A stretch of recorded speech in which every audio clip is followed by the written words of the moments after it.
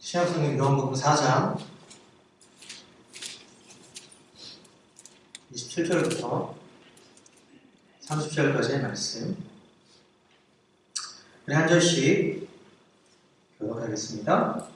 이때에 제자들이 돌아와서 예수께서 여자와 말씀하시는 것을 이상히 여겼으나 무엇을 구하시나이까? 어찌하여 그와 말씀하시나이까? 묻는 자가 없더라. 여자가 물고기를 몰려오고 문에 들어가서 사람들에게 이르되 내가 행한 모든 일을 내게 말한 사람을 와서 보라. 이는 그리스도가 아니냐 하니. 이 동네에서 예수고 아멘. 할렐루야. 할렐루야. 우리 옆에 계신 분하고 이렇게 인사했으면 좋겠습니다. 당신의 얼굴을 보니 내 마음이 참 편안해집니다. 감사합니다.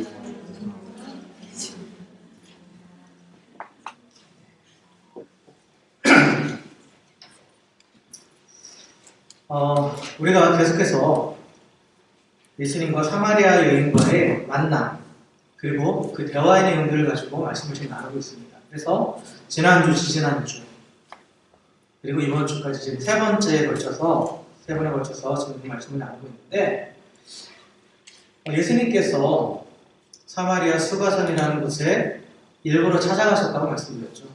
일부러 찾아가셨어요. 유대인들은 찾아가지 않는 그곳을 일부러 가셔서 한 여인을 만나주셨다는 거죠. 근데 그 여인은 분명히 문제가 있는, 그래서 모든 사람들이 비난하고 또 조롱하는, 또 모멸하는, 경멸하는 그런 여인이었어요.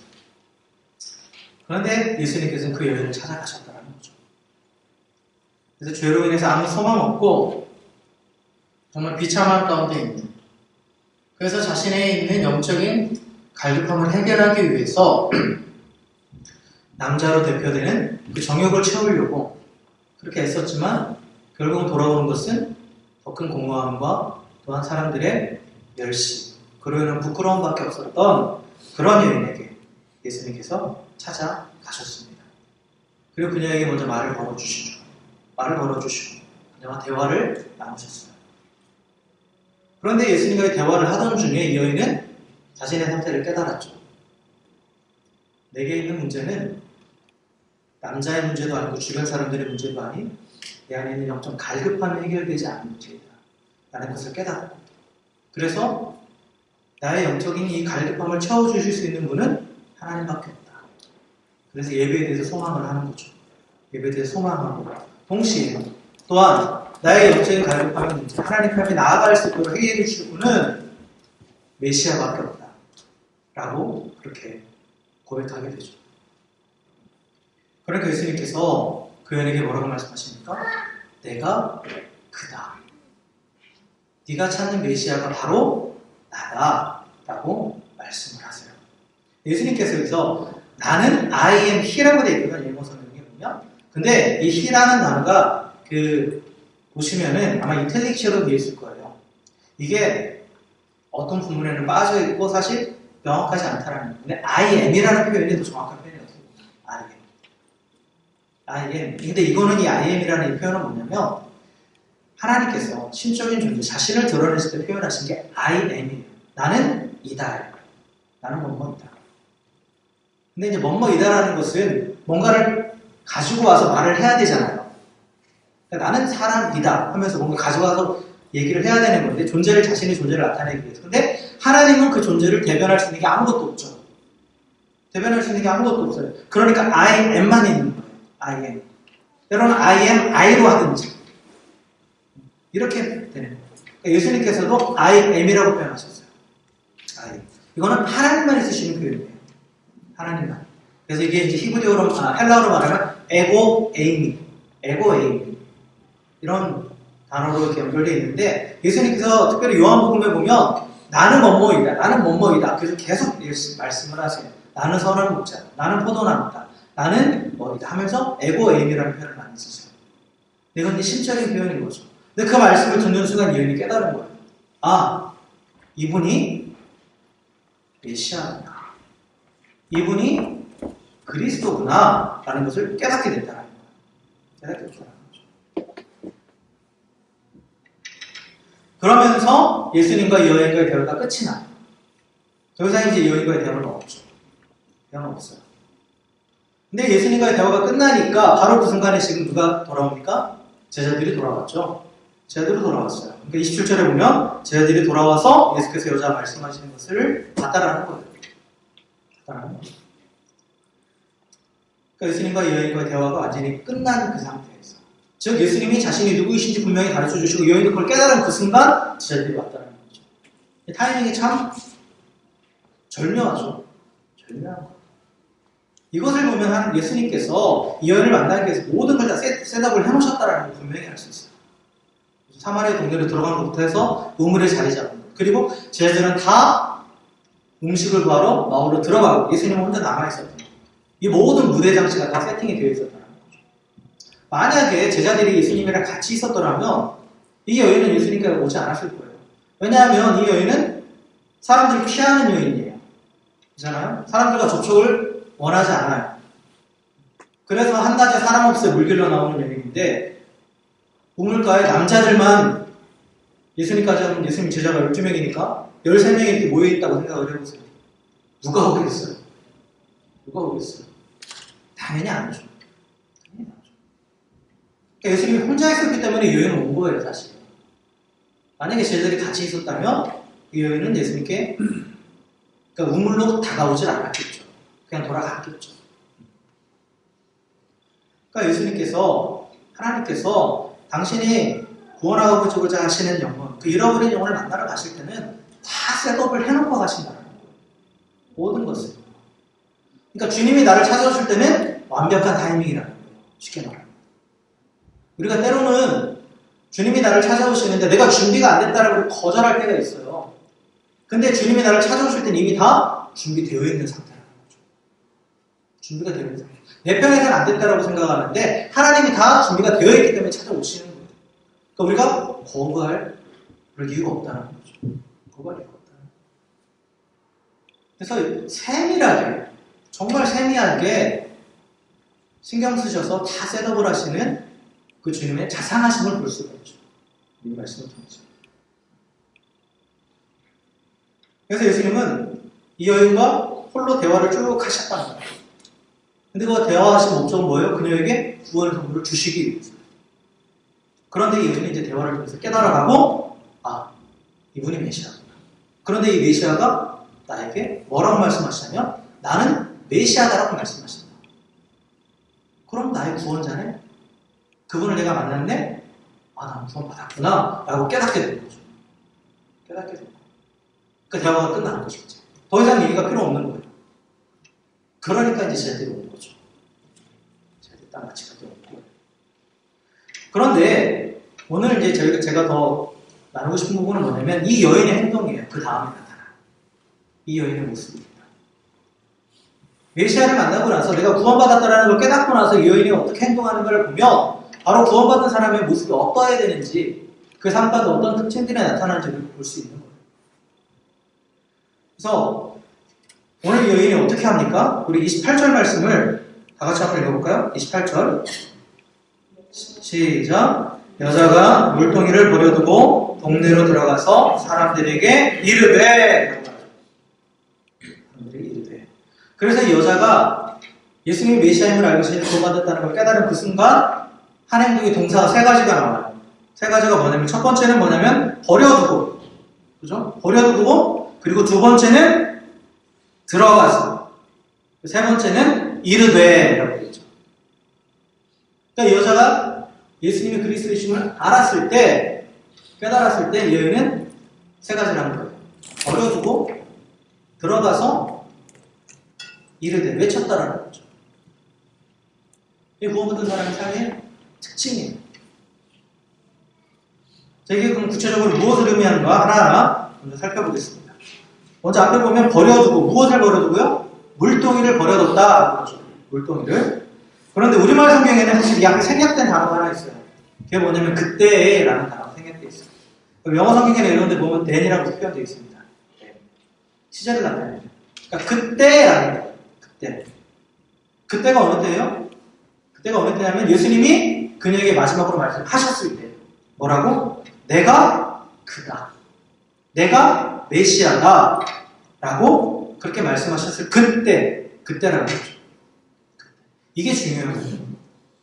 그냥 물동이를 버리고 지금 들어가는데 언제? 예수님이 스스로를 메시아로 밝히셨을 때 그때였다는 거죠.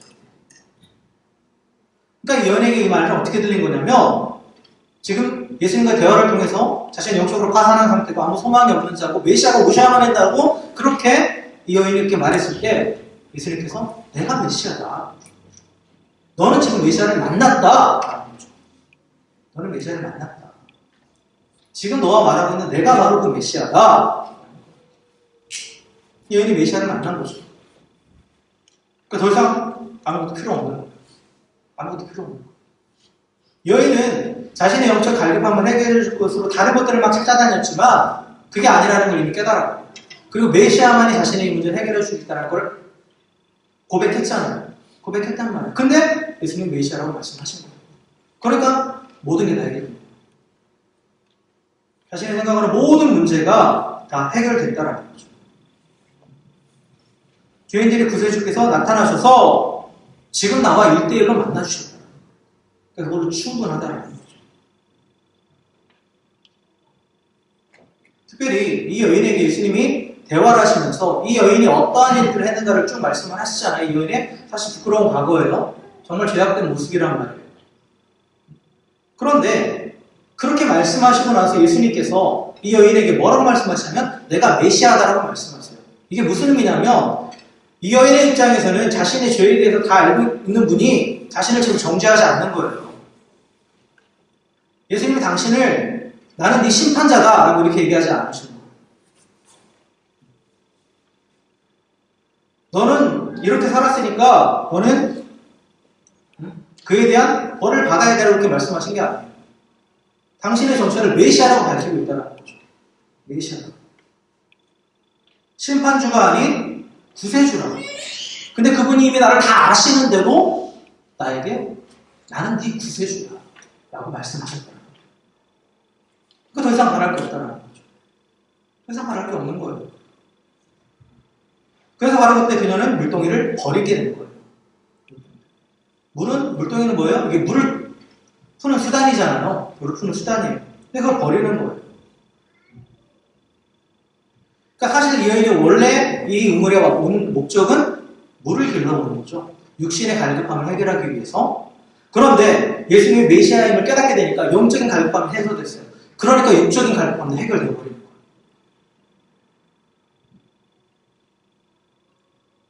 육적인 갈급함이 해결되니까 더 이상 물동이가 생각나지 않는 거죠. 그럼 이게 구원받은 자의 특징입니다. 예수님을 만난 자의 특징이에요. 일단 예수님을 만나면 예수님이 나의 구세주이심을 확실하게 깨닫고 그분을 나의 구원자로 모시게 되면, 구세주로 모시게 되면 이전까지 내가 추구했던 모든 것을 버리게 되는 그런 일이 일어나요. 단절하게 되는 거죠. 그러니까 이전에 내 영적인 갈급함을 채우기 위해서 우리가 육적으로 추구하는 모든 것들은 근본적인 것은 그 원인은 우리의 영적인 갈급함 때문이라고 했어요. 그래서 그 내가 추구하던 그 모든 것들, 그것을 채우기 위해서 내가 바라보던 그 물동이 같은 것들을 다 버릴 수 있게 됩니다. 이것은 바로 이전의 삶과의 단절을 얘기하는 거예요.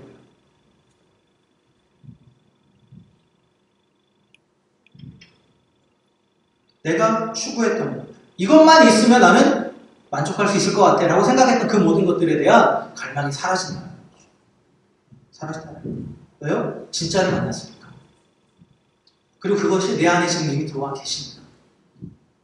영원히 샘솟는 샘물이 내 안에 들어와 계시기 때문에 그 이전의 것에 대해서 미련을 갖지 않는다는 거죠. 미련을 갖지 않는다. 그러니까 돌아서는 거예요.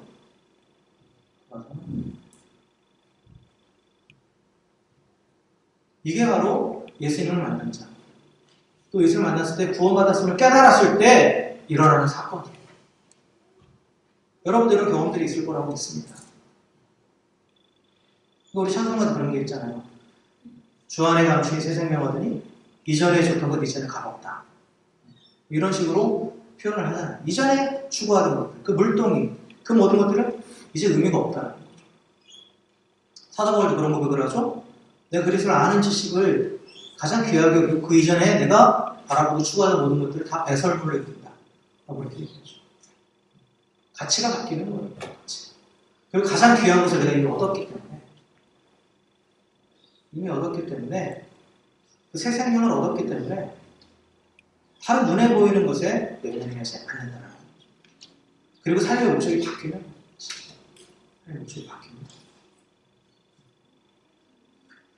그래서 이 여인은 물동이를 버린 거예요. 물동이를 버렸다는 거죠. 더 이상 육적인 갈급함이 생각나지 않는 거예요.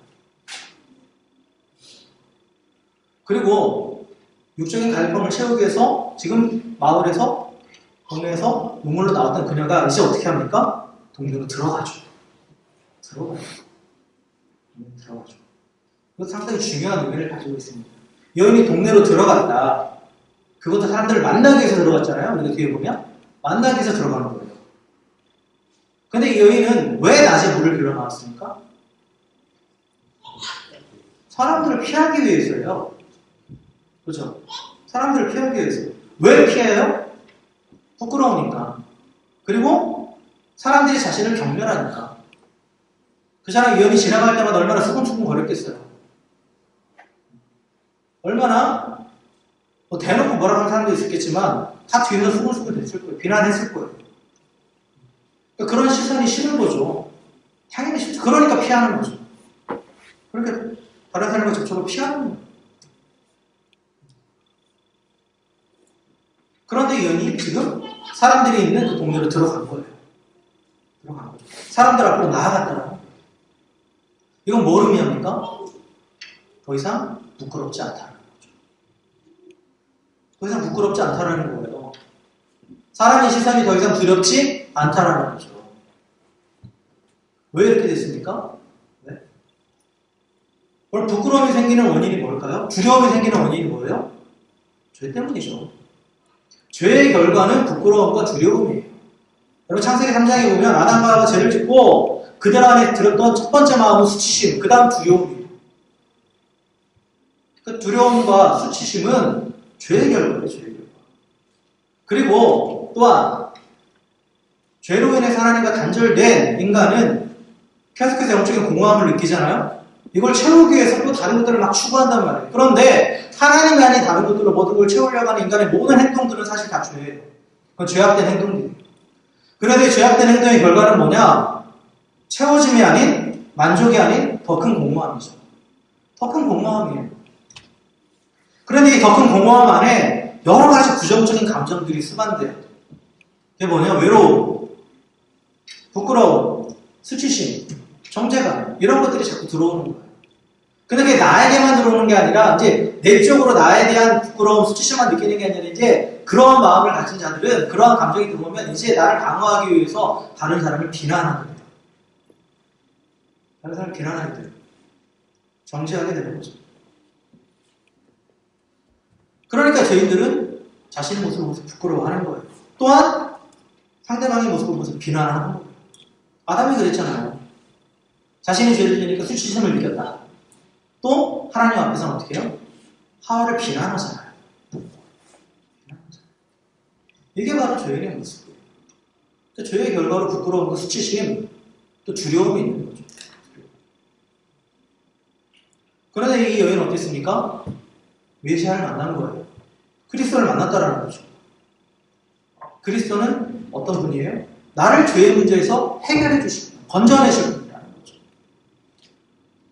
그분을 만난 거예요. 근데 그분이 어떻게 했냐? 내가 먼저 찾은 것도 아니야. 내가 찾아간 것도 아닌데 나를 먼저 찾아오셨다. 그리고 나를 다 아신다. 분명히 나에 대해 다 아시는데도 나를 향해서 나는 왜 메시아다. 나는 왜 구세주다. 라고 그렇게 말씀하셨다는 거죠.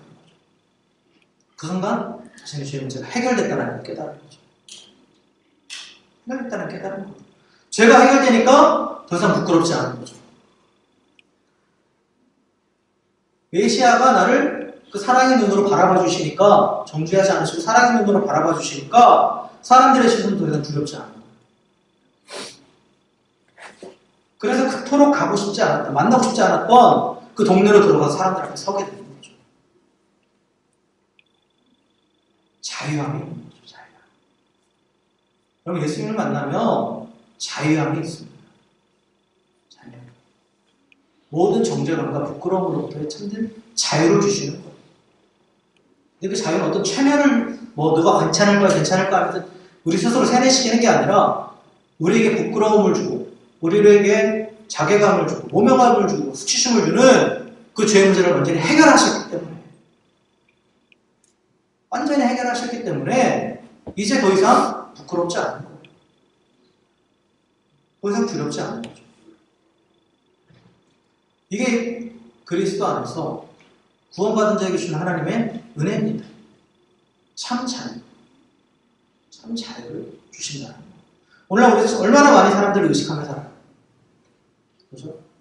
꼭 무슨 죄를 짓지 않더라도 비교하고 또 다른 사람들의 눈에 내가 어떻게 비칠 거면 참 많이 의식을 하며 살아요.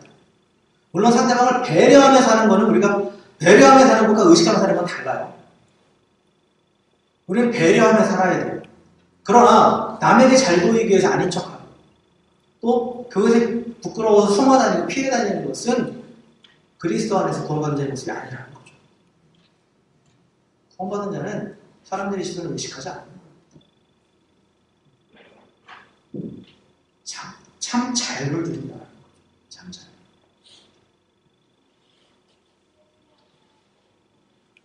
자, 그리고 이 여인은 이제 사람들 앞에 나가서 어떻게 합니까? 말한 거예요. 사람들에게 이르되, 사람들에게 말했어요. 그런데 우리가 여기서 한 가지 또 주목해봐야 될 게 있어요. 지금 이 여인이 만난 사람들이 누굽니까? 이 여인이 만난 사람들이 누구예요? 원래 동네에 있던 사람들이죠. 근데 이 사람들은 이 여인에게 어떤 사람이에요? 모멸감을 주는 사람들이죠. 비난하고 정죄하는 사람들이죠. 그렇잖아요. 자신을 멸시하는 사람들이에요. 한마디로 말하면 자기에게 상처 준 사람들이에요. 자기에게 해를 끼친 사람들이죠. 그런데 이 사마리아 여인이 그들을 찾아가서 그리스도를 전했다는 거죠. 이게 무슨 의미입니까? 이 여인은 자신에게 상처 준 이 사람들을 어떻게 한 거예요? 용서한 거예요. 용서한 거죠. 어떻게 용서할 수 있습니까? 예수님이 메시아임을 깨달은 그 순간 내가 용서받았다는 걸 깨달은 거죠. 내가 용서받았다. 예수님께서 나를 비난하지 않으시고 정죄하지 않으시고 내가 너의 메시아다라고 말씀하시는가? 아, 내가 이분이 나를 용납해 주시는구나. 이분이 나를 받아주시는구나. 그걸 깨닫게 됩니다. 즉 하나님의 용서와 회복을 경험하는 거죠.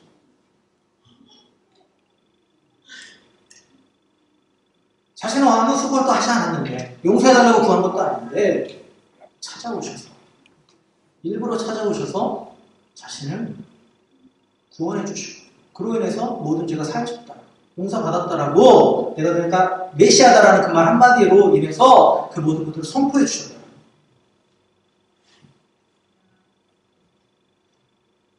그러니까 이 여인이 그 마음이 바뀐 거죠. 내가 용서를 경험했기 때문에 사람들에게 용서하는 방법으로 다가갈 수 있게 되는 거예요. 원래 이 마을 사람들이, 동네 사람들이 이 여인에게 있어서는 어떤 대상이냐면 분노의 대상이죠. 사실. 그잖아요. 나를 멸시하고 나에게 모욕감을 주고 내가 아무리 잘못했다 하더라도 그잖아요. 사람들이 우리가 더 힘든 건 내가 잘못했다는 사실을 알지만 그걸 인정하지 않으려는 이유는 뭐예요? 나에게 모멸감을 주고 나를 멸시하고 비난하기 때문에 그걸 못 견디는 거예요. 그래서 분노하는 거죠. 분노하는 거예요. 분노의 대상이었던 그들이 용서하고 또한 예수님의 눈으로 바라봤을 때 불쌍하게 보인 거예요.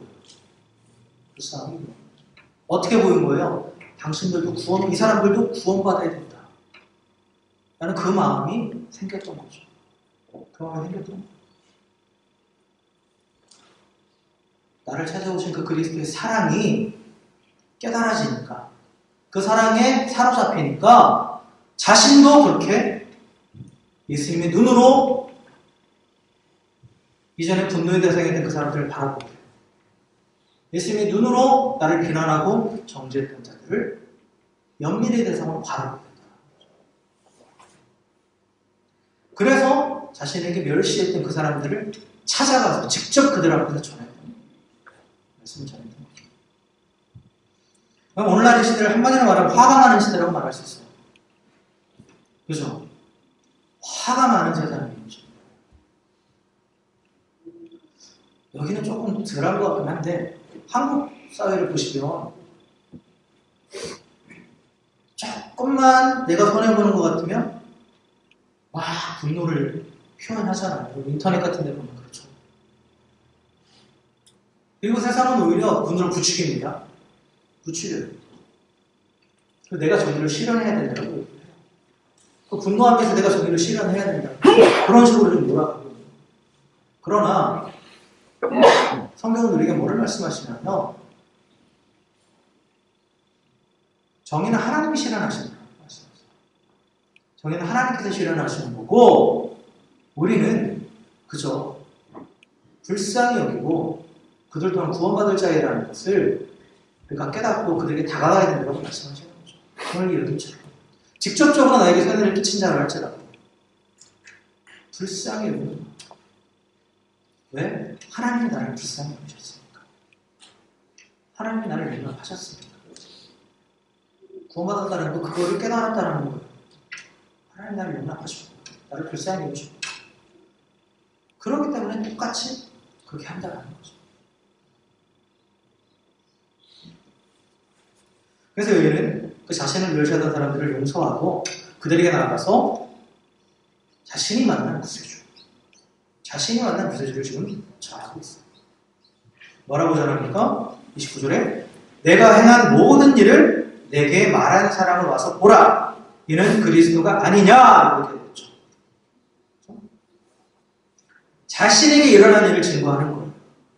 남의 얘기를 하는 게 아니라 내 얘기를 하는 거죠. 자신을 멸시하는 사람들 앞에서 수치심을 무릅쓰고 너희들도 다 알지? 나 이렇게 더러운 여인이었다. 난 이렇게 비난받는 그런 여인이었는데 이걸 다 알면서도 그분은 나에게 당신이 나의 구세주라고 말씀하셨다. 이런 나도 구원받았으니 누구도 구원받을 수 있다. 그러니 모두 나와서 이분을 봐라. 그리스도를 만나봐라. 라고 저렇게 외치고 있는 거예요. 사실 이렇게 하지 않아도 되죠. 뭐 이렇게 하지 않는다고 해서 보면 사실 바뀌는 건 아니잖아요. 그런데 이 여인은 당연히 이렇게 한 거예요. 이게 저절로 된 겁니다. 사실. 저절로예요. 즉각적인 반응이었어요. 즉각적인 반응. 왜 이런 복음을 전하고자 하는 그런 즉각적인 반응이 일어나는가를 보면 아까도 말씀드렸지만 구원받은 자는 자신의 삶을 지탱해주던 무라마리를 버린 자예요. 그죠? 그러니까 무라마리를 통해 성취하고자 했던 그 삶의 목적을 더 이상 추구하지 않는 거죠. 추구하지 않는 거예요. 삶의 목적이 바뀐 거죠. 바뀐 거예요. 그러니까 영적인 것이 이미 채워져 있기 때문에 만족하기 때문에 다른 것으로 그걸 채우려 하는 게 아니에요.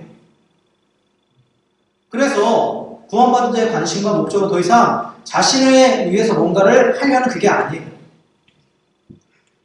그 관심은 뭐로 바뀌냐면 나를 구원하시는 분이 무엇을 원하시는지에 관심을 갖는 거예요.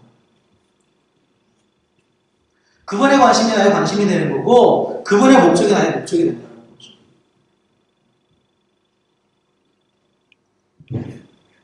이 여인은 자신을 구원하시기 위해서 찾아오신 예수님, 그 그리스도심을 깨닫고 그분을 만나서 구원받았다는 확신을, 구원을 선물로 받았고 그걸 깨달았고 그리고 나서 이제 그 시선이, 그 마음이 과연 이분이 무엇을 원하시는가에 초점이 맞춰집니다.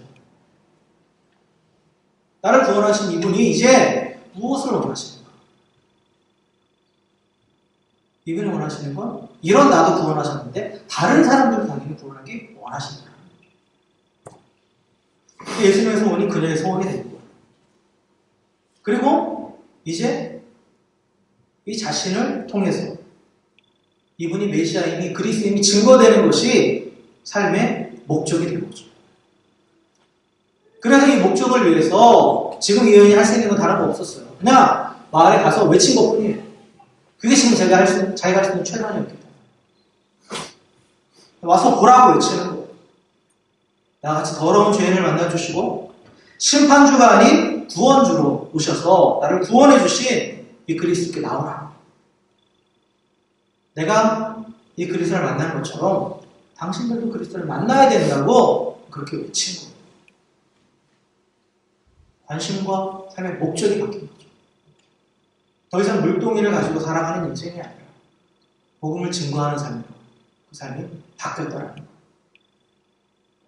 사랑하는 여러분, 저는 여기 계신 우리 성도님들은 다 이미 우리 가운데 찾아오신 예수님을 만나신 줄 믿습니다. 그렇다면 한번 여러분의 삶을 돌아보십시오. 지금 나의 관심은 무엇입니까? 나의 소원은 무엇입니까? 과연 하나님의 마음으로 잃어버린 영혼들을 바라보고 있고 그들을 향한 그 주님의 관심이 나의 관심이 되고 있습니까? 그 세상 모든 민족을 구원하시려고 하면서 지금도 쉬지 않고 일하시는 그 하나님의 그 소원이 과연 나의 소원이 되고 있습니다. 그럼 우리가 예수님을 그리스도 메시아라고 했을 때 정확한 의미는 구세주예요. 구세주죠. 그러면 이 구세주라는 말은 이 안에 두 가지 의미를 가지고 있어요.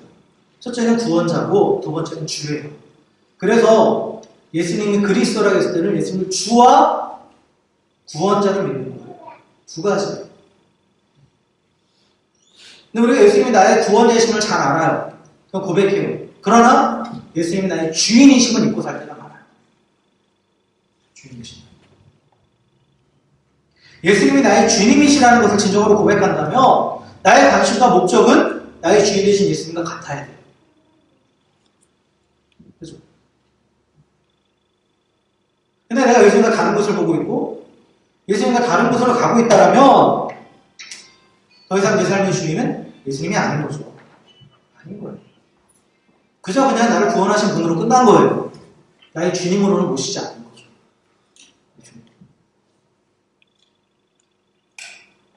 예수님 우리의 구세주세요. 구세주. 단순히 한번 건져내고 그래 네 마음대로 잘 살아? 이게 아니야. 이제 나를 구원하신 그분을 우리가 스스로 굴복해서 나의 왕으로 모시고 내가 따라가야 될 분이라는 거죠. 그러니까 그 예수님의 관심이 나의 관심이다. 예수님의 목적이 나의 목적이 되는 거죠. 그 사마리아 여인은 바로 그렇게 된 거예요. 그 순간. 여러분 오해하지 마십시오. 우리가 모두가 다 복음을 전하는 전문 사역자가 된다는 의미 절대 아니에요. 뭐 목사, 선교사 뭐 다 이렇게 하라는 게 아니에요.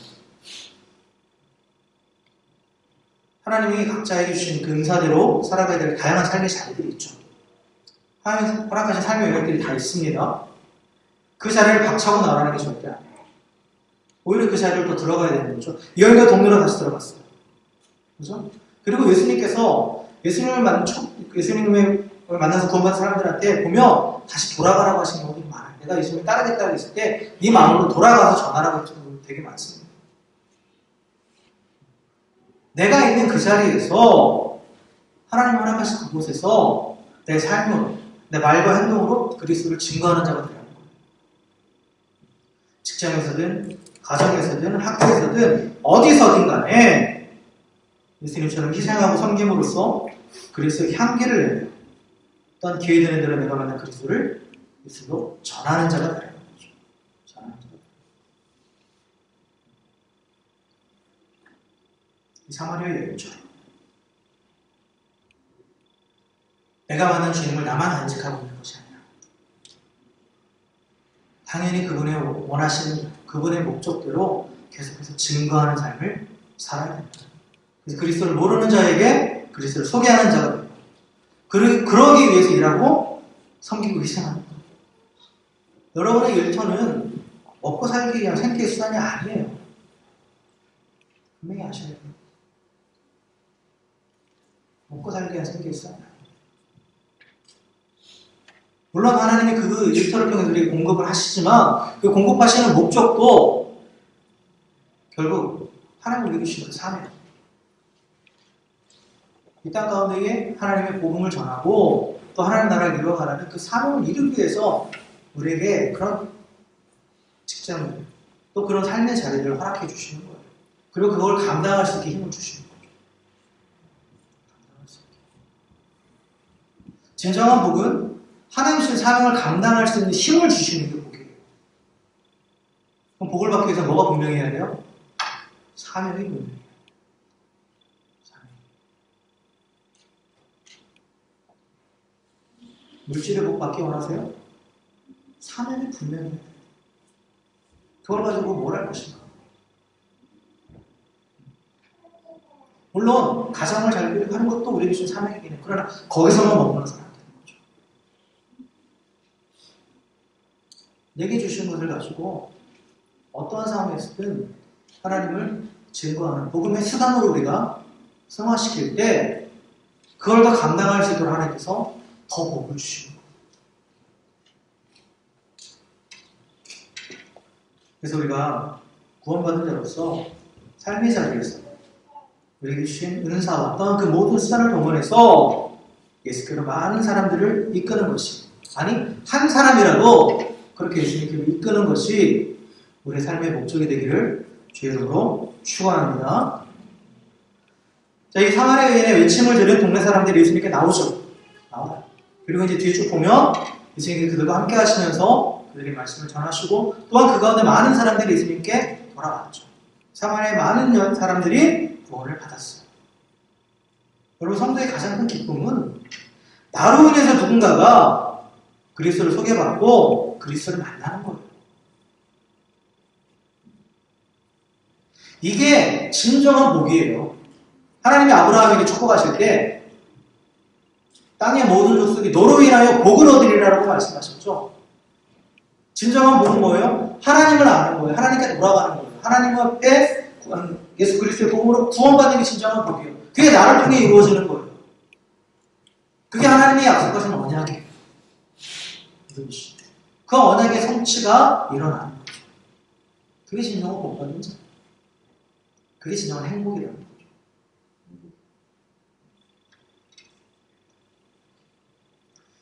오늘 우리는 이 사마리아 여인의 모습을 통해서 구원받은 자의 크게 4가지 특징을 살펴보았습니다. 마지막 특징은 3가지가 종합된 것이지만 첫 번째는 물동이를 버렸다라는 거예요. 그건 뭐예요? 이전의 것과 단절하고 이제 하나님만으로 기뻐하고 하나님만으로 만족한다는 거죠. 또한 동네로 들어갔다. 뭐라고 그랬어요? 과거에 매이지 않는 거죠. 과거에 연연하지 않고 예수 그리스도에 인해서 모든 죄가 용서받았음을 믿고 그 모든 정죄감이나 그 모든 부끄러움으로부터 자유함을 누리는 거예요. 그리고 세상을 부끄러워하지 않는 거예요. 세상을 두려워하지 않는 거죠. 세상을 두려워하지 않는 거예요. 그리고 또한 사람들을 만난다. 사람들이 이르되 그건 뭐예요? 나의 원수, 나의 대적된 자들에게도 가서 그들을 용서하고 그들을 불쌍히 여기더라는 거죠. 내가 먼저 그걸 경험했기 때문에. 그리고 와서 보라고 선포하는 거죠. 내가 만난 그리스도를 말과 행위로서 증거하는 거죠. 이게 바로 구원받은 자의 삶의 모습입니다. 사랑하는 여러분, 우리 삶 가운데 혹시 이런 모습이 지속적으로 나타나십니까?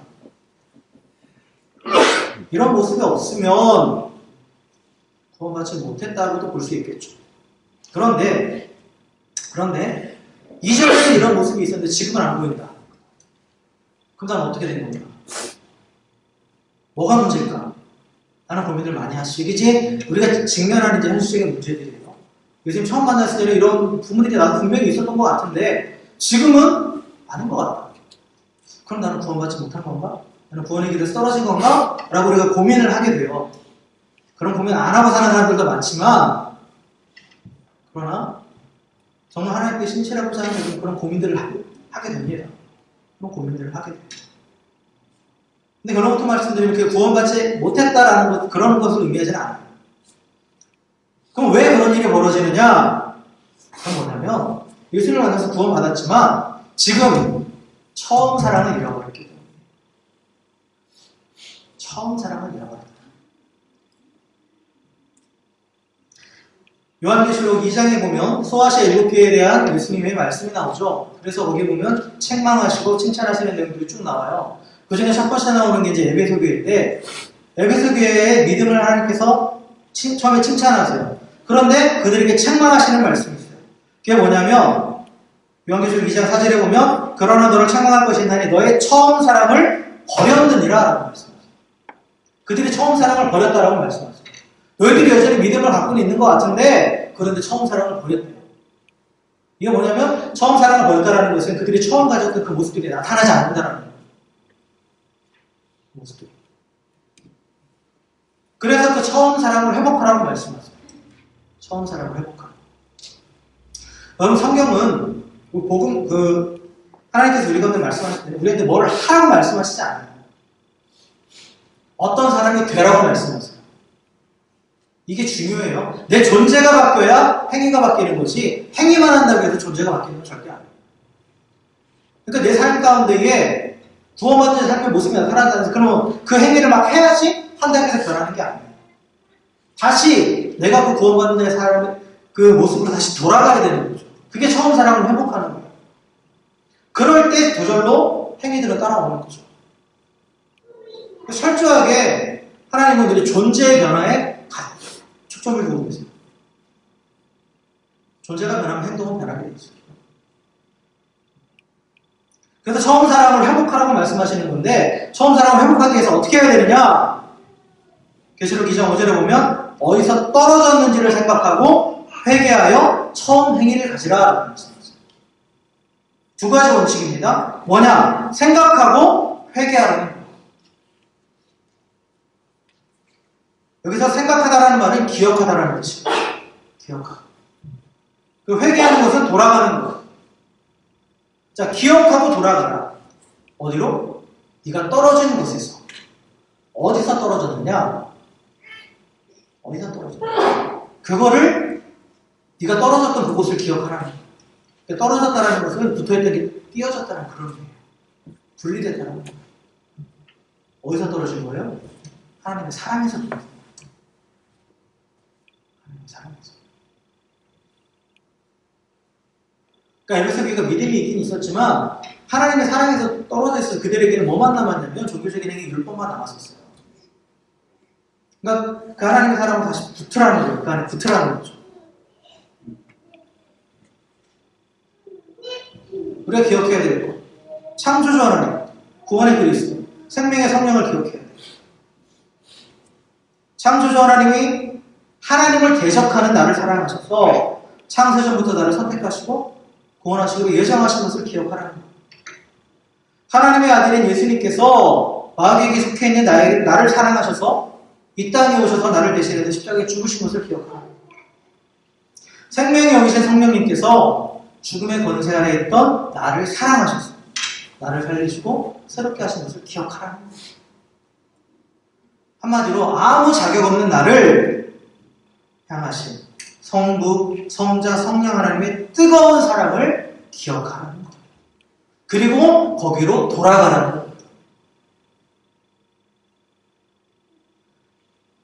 오랜 신앙 생활을 통해서 남아있는 어떤 종교의식, 종교적인 행위 여기에 매달리는 게 아니라 나를 뜨겁게 사랑하신 그 사랑으로 돌아가라는 거죠. 그게 처음 사랑을 회복하는 거예요. 그렇게 돌아가면 처음 행위는 저절로 회복되는 거예요. 그 처음 행위가 아까 말한 그 구원받은 자의 네 가지 모습. 그거와 연결되는 거죠. 연결되는 거예요. 처음 사랑이 회복되기 위해서. 그 하나님의 사랑으로 다시 돌아가는 거예요. 결국은 십자가 앞으로 나가는 거예요. 다시 복음 앞으로, 다시 십자가 앞으로 나가는 거예요. 여러분 십자가가 내가 한번 처음 구원받을 때만 필요한 게 아니라 이 하나님의 사랑에서 떨어지지 않기 위해서 계속해서 나아가야 되는 자리가 십자가의 자리예요. 그 하나님의 사랑의 결정체이기 때문에 십자가. 그래서 그 십자가 앞에 계속해서 나아가서 머물 때 그 사랑이 이렇게 계속 붙어있는 거예요.